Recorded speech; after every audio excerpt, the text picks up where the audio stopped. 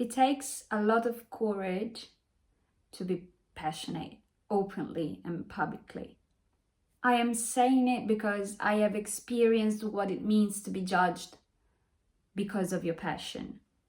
When I was around 11, 12, I completely fell in love with a Star Wars film series. That opened a door for me about what passion meant. For me, it meant to dig as deep as I could,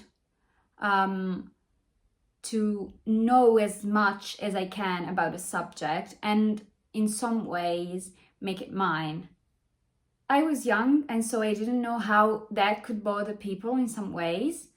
Sometimes I was a little bit too much. I used to talk about Star Wars all the time to everybody. But everyone let it pass because I was just a kid after all. Then I started to write fan fictions about Star Wars, and that's how I realized I wanted to be a sort of a writer, or at least make writing a serious hobby for me. Without the passion I had, none of this would have happened.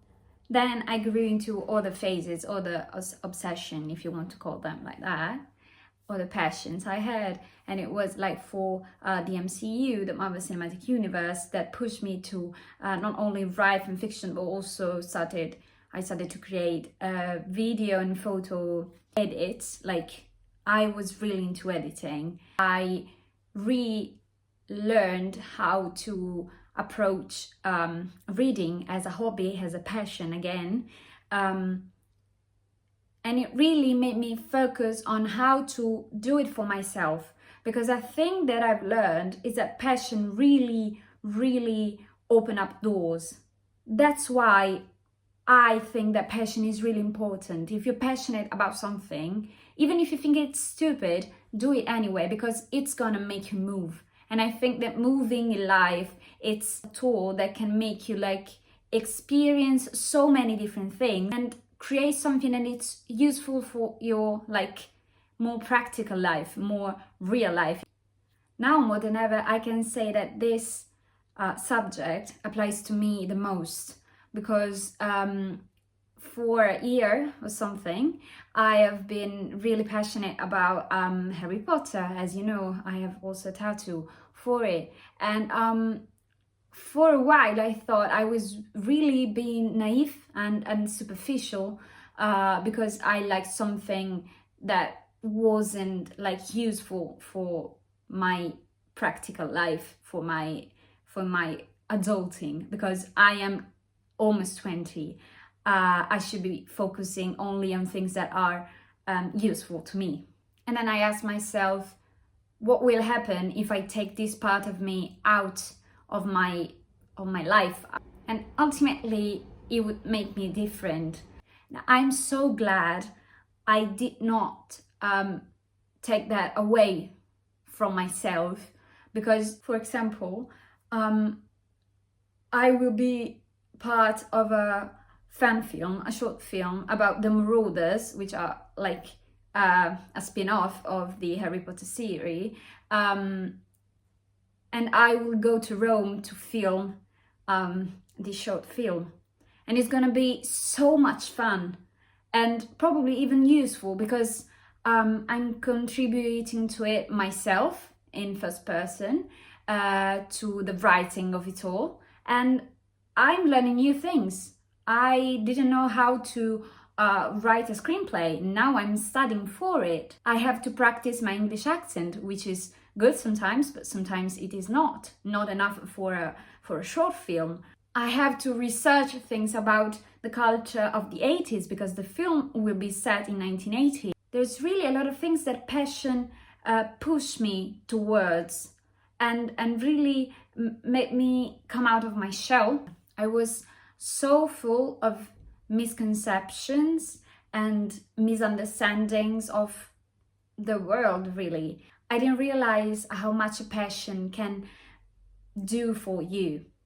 Also, if you think about it, I think that a lot of people that feel stuck in their life are people that do not feel like they are moved by anything.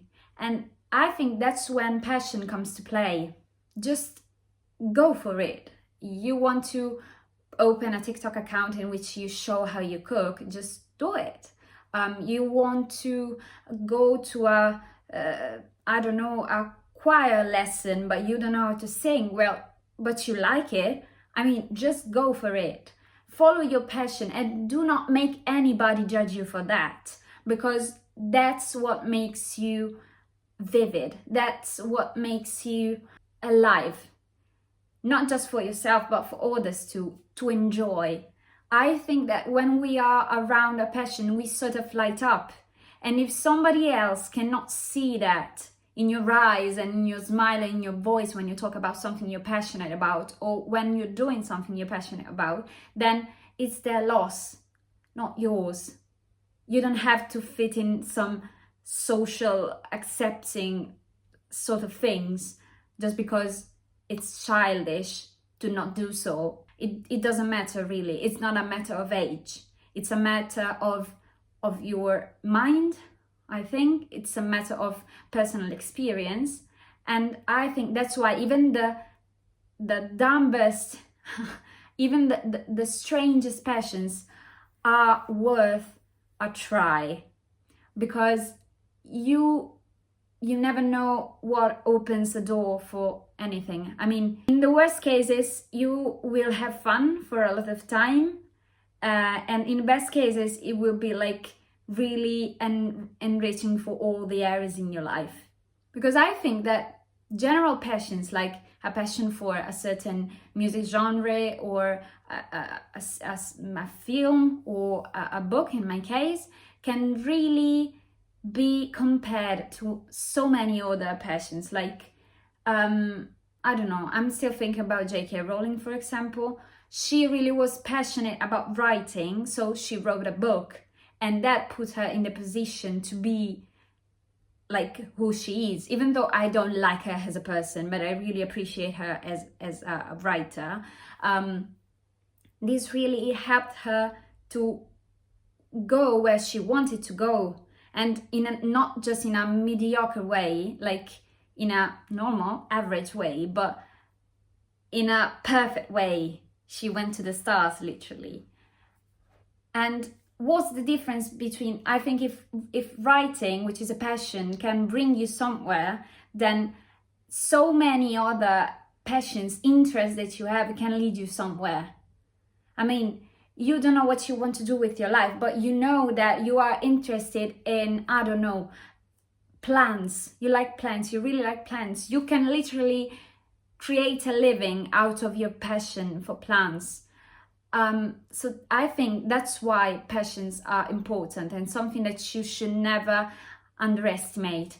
Because first of all, you have to do it for yourself. It has to be yours, because it makes you who you are.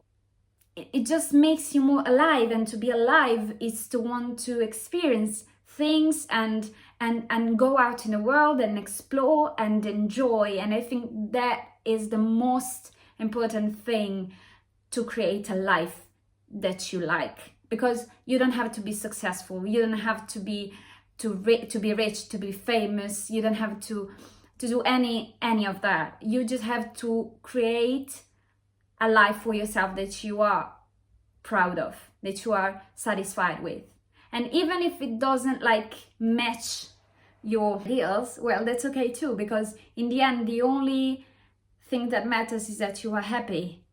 I know this is sort of like off topic, but I think it's all intertwined in the end. Yeah, that's basically it. I really felt compelled to do this video, and I will probably go deeper into the subject someday in the future, but it really felt like something I had to put out to the world. My English is pretty bad today, so I hope I made some sense. I guess I will see you again when I will have another existential subject to talk about. So yeah, so have a nice one. I'll see you. Bye bye.